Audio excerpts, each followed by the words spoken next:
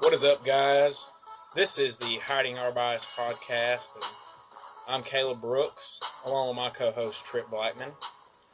Tripp, pretty eventful first week of NFL football, and week 2 of college football actually turned out pretty good, I'd say. Yeah, it did. Um, Wa- there. wasn't as good as the first week, obviously, but a No, little bit better. it wasn't as good as the first week, but that was going to be hard to live up to. I think week 3 has a little bit better chance of living up to the week 1 deal and could be even better, honestly. Yeah, But, yeah, we got it. Sorry, I know we keep talking at the same time. Yeah, I know we got a couple better games this week. The FSU Louisville's pretty good, pretty big game. A&M is and Auburn I'm expecting that one to be a good game. And then I think that the game of the week that I'm looking forward to is the Oklahoma-Ohio State game. yeah, I'm kind of opposite of you. I think Oklahoma and Ohio State's going to be a blowout. You think so? Yeah, I've been just kind of looking at it, and it's going to be the first test for Ohio State. And, Oklahoma's been tested. The game's in Norman, but, just looking at things, I think that Ohio State's more athletic, and I think that Ohio State, I got them running away with it 41-17, 41-20, around there. Wow. So Interesting I know pick. that's one of the games that that we're trying to cover, but I'll go ahead and say it. I got Ohio State covering the spread big time in that one. Yeah, yeah. I got them covering too, but we'll get into that later. Tell me what all have you heard about this whole North Carolina deal? Like, what's the deal going on out there? I don't really know. I've been trying to read into it. I don't, it kind of just all happened all of a sudden. It's something to do with the bathrooms. And Okay, yeah, I figured it had something to do with that. I wasn't like I kept waiting for like something like really specific, but everything that I read was kind of it seemed a little vague to me. yeah, well, Like, that's what it is. It's something to do with the bathrooms. And then North Carolina's, I think they had a congressman come out and say something about um, the NCAA, and so they just have a big rift going right now, and so they're removing all the games out of North Carolina. So um, that's been the big news this week, for things outside of college football. hmm. Well, I'm gonna have to try to read up on it, and maybe I'll have a little bit more information next week. We can talk about it some more. But that's just weird. This is like really starting to be a big deal. I mean, obviously it's politics, and everybody's so politically correct now that it's a matter of it was only a matter of time before this was a big deal. Yeah, and it's a big deal, I guess, kind of in a way, but it's not going to affect the sports any. They're just going to move the location. It's going to affect North Carolina because they make a lot of money off of it with people coming in having to stay at hotels and eat at restaurants there and all that kind of stuff. But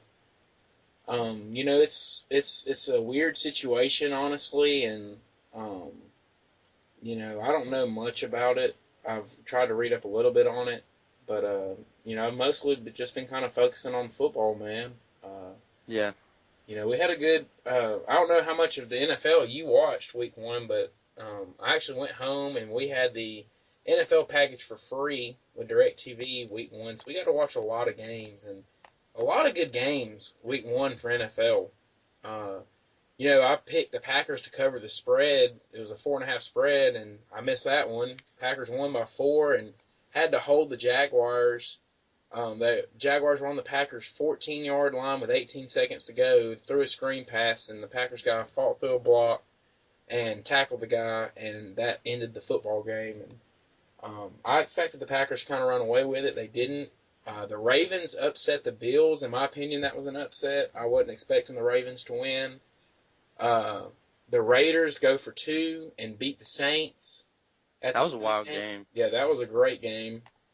You got your Tampa Bay pick right, and I missed Yep. that one. I thought the Falcons would show up and play a little better, but they didn't. And New England, did not expect New England to go down and beat the Cardinals with Garoppolo, and they came in and played well. And then He actually looks pretty decent. yeah, he did. He threw the ball well and controlled the offense, which I think kind of shows. Saban's a Belichick guy, and I think it kind of shows that it's more of just Belichick's system that he runs on offense. And not taking anything away from Tom Brady. Tom Brady's a great quarterback, makes a lot of plays, but it just shows that he has a great system with the offense, and that if you're able to come in and throw the ball around a little bit, you can be successful in the type of system that they run on offense. So for Patriots fans, that was good to see, though, that they might have a chance to be 4-0 with Tom Brady coming back, which would be huge for them. Yeah, it would. Because, I mean, if they can be 4-0 without Tom Brady, imagine what they're going to do with Tom Brady. Yeah, the Patriots could be scary. Monday night, man, Pittsburgh goes in, dominates the Redskins. And then St. Louis just didn't show up to play Monday night. Yeah, the Rams, I don't know what that deal is. I don't know if the Rams are just like that bad or if they had something going on. But I mean, and really, the 49ers stomped the Rams, but the 49ers didn't even look that good. To be honest, I wasn't really impressed with the 49ers. I mean, obviously, it was about let me put it this way. It was about the least impressive 28-0 win I've ever seen. Yeah, and excuse me, I call them St. Louis. It's actually Los Angeles now. It's still taking some getting used to, but yeah, the 49ers weren't very impressive. It's just the Rams were really that bad. And um, they have the Seahawks at home this week, which I think is going to be a very embarrassing. They're only a 3-point underdog. Did you see that? Really? Yeah. That's Well, it might be the fact that they're at home opening up the new stadium, but I don't care. They're gonna get killed oh yeah, it's gonna. I feel if like they that's play an like they easy one. did. If you're gonna bet, that's one to take. Yeah. Which I mean, we're not picking that game this week, but that game would definitely be my lock of the week. Oh yeah, I mean, I saw that and I didn't feel like it was even worth us even going over really, but Yeah. we got It's really talking about not. them here, but uh, yeah, I think Seattle dominates them, and that's even if they don't have Russell Wilson this weekend, which Pete Carroll says he expects Russell Wilson to be able to play, but even if they don't have Russell Wilson, I still expect them to beat the Rams by a pretty good amount. And I don't know if they score on Seattle. Seattle has a great defense. They couldn't score on San Francisco, so unless they make some drastic improvement on offense, they could be shut out again for the second week in a row. Yeah, I really hate. I mean, I really hate it for Todd Gurley pretty much, because we all know what he can do. Um, in college especially, he was really good. And a lot of people are kind of skeptical saying, you know, is he going to do the same thing in the NFL or whatever? Well, I think he can. I think that he just needs a little bit better team than the Rams to get something going, because the Rams, they're not going to pass with, who was it? Case Keenum, is that who the quarterback is? Yes. Yeah, Case Keenum. I mean, he did not really impress me Monday night at all. And with a quarterback like him, all you have to do is stack the box, blitz every other play, and you're gonna shut out the Rams, which is what the 49ers did. So I kind of feel bad for Todd Gurley. He could definitely be a lot better, I feel. And I would really like to see him, do well being an SEC guy. But with that line, they're just not very good. I don't see he's going to have to get traded, or they're going to have to bring in some new O-line guys, or else they're going to lose. They might lose every game this year. Yeah, it's definitely a possibility. Dude, another good game this past weekend was Kansas City and San Diego. I had Kansas City as my survivor pick on Fox, which is where you pick a team that you think is no doubt going to win. And that was who I picked, was Kansas City. They were down 27-10 to San Diego going in the fourth quarter, came back, tied it, went to overtime, and won the game with a touchdown.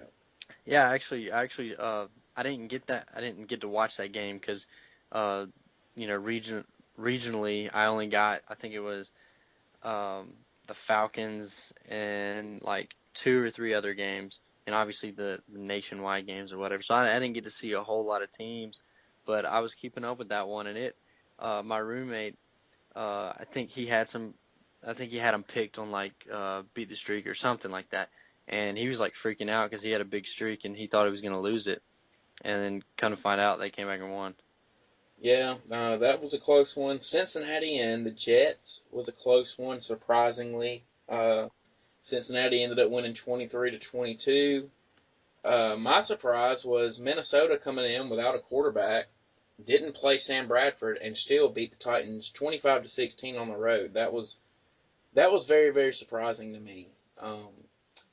I know you probably got to watch Dak Prescott play. I thought Dak Yeah. played well, just not well enough to win. Uh, and the Giants are better this year defensively than they have been here in the past couple years, which is something to watch out for in that division. The Giants have a chance, I think. And then Detroit and Indianapolis ended up being a really good game coming down to the end.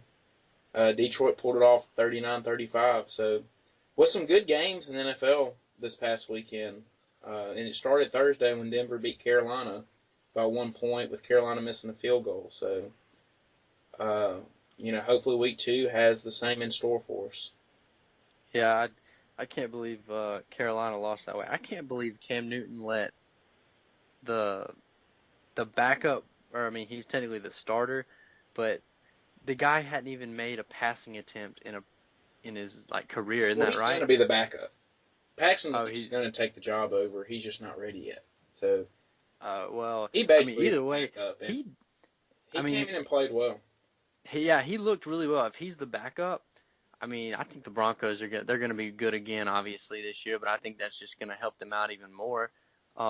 Especially since last year Peyton Manning. I mean, Peyton Manning is one of the greatest quarterbacks of all time, but last year Peyton Manning wasn't even there like for half the season. He was only there for like 4 games. So it's not like they need somebody to come in and replace Peyton Manning. They pretty much just got all the stuff there that they need, and they showed it that they still had it on last Thursday. Yeah, they did. And flipping over to college real quick, just to look back on week 2, a couple upsets. NC State was upset by East Carolina. Georgia was almost upset by Nicholls State. What happened on that? Surprise to me. I was in the game in the Bama game at the time, and my brother told me like there was some kind of like controversial play or something. I didn't watch much of it, honestly. I actually was too busy watching my Trojans get screwed over against Clemson. They almost pulled it out. Well, they should have. A lot of controversial calls in that game. A few fumbles that didn't go the Trojans' way. Where one time we threw a pick, grabbed the ball back, and they didn't call it that we got the ball back, even though we did at the goal line. We forced a fumble, was about to take it to the house to take the lead, and they ruled that the guy was whistled down, and he wasn't ever really whistled down. And a few other controversial calls in that game that didn't go Troy's way. Through 2 weeks, man, Clemson hadn't looked very good, so they got a lot of work to do before they have to. No, they really haven't. And go to Florida State. Yeah, they definitely do, and especially, I mean, it shows where they dropped to 9th in the AP poll. 5th. Oh, that's I don't know why I thought it was 9th, but either way, they still dropped, and I think that the reason why they're still 5th is because of the run they had last year, so they're getting a little respect out of that. Anyone else, and they would be, out of the top 10. But what did you think about Troy? Are they is it going to be a promising year? I think so. I think Troy could be an 8 to 10 win team. Really? And that's with this loss. Yeah, Troy, they're improved. They play hard on defense, and they run a new offensive system, no huddle. And they have a good running back, man. Chun, he's a great runner. So could be a promising year for Troy.